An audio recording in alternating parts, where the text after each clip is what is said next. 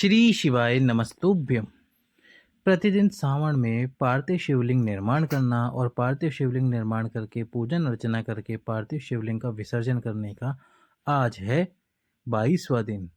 आज हम आपको पार्थिव शिवलिंग के विसर्जन से संबंधित एक उपाय का वर्णन करने वाले हैं और वो उपाय है चर्म रोग का उपाय। यदि आपको स्किन से संबंधित कोई समस्या है तो जैसे गुरुजी कहते हैं, हम भी कहते हैं, डॉक्टर के पास जाओ, इलाज कराओ। उसके साथ ही आपको ये छोटा सा उपाय करना है।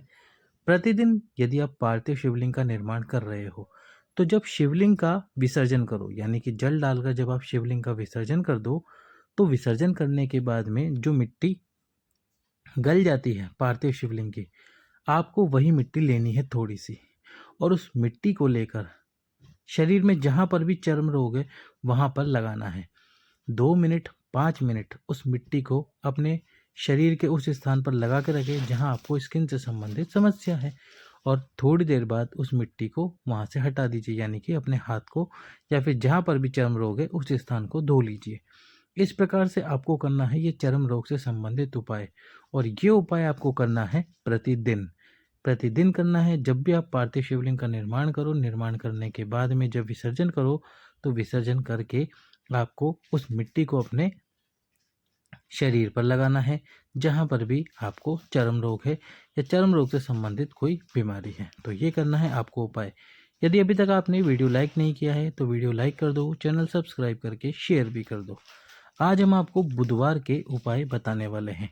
बुधवार के दिन यदि आपकी कोई विशेष कामना है या संतान प्राप्ति की इच्छा है तो आपको दुर्वा, जो दूबा आती है, हरी घास आती है, उससे उपाय करना होगा।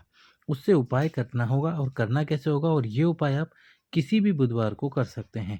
यदि आज आपने ये वीडियो देखा तो आज कर लीजिए प्रदोष काल में, नहीं तो जब 1-2 दिन बाद या कभी भी आप ये वीडियो देखें तो जो बुधवार आए उस बुधवार को आपको ये उपाय करना है। क्या करना है? 11 दुर्वा लेनी है, 21 दुर्वा लेनी है। साथ में आप 31 दुर्वा भी ले सकते हैं, 51 भी ले सकते हैं और 108 दुर्वा भी ले सकते हैं। अब ये दुर्वा का आपको करना क्या है? दुर्वा यानी कि घास, वो घास लेनी है, और वो घास को लेकर आपको उसका बट बनाना है, यानी कि 11 घास लेनी है और उसको बांधना है। अब बांधना किससे? आपको बांधने के लिए आपको मूली का धागा काम में नहीं लेना, बांधने के लिए भी आपको काम में लेनी है दुर्वा।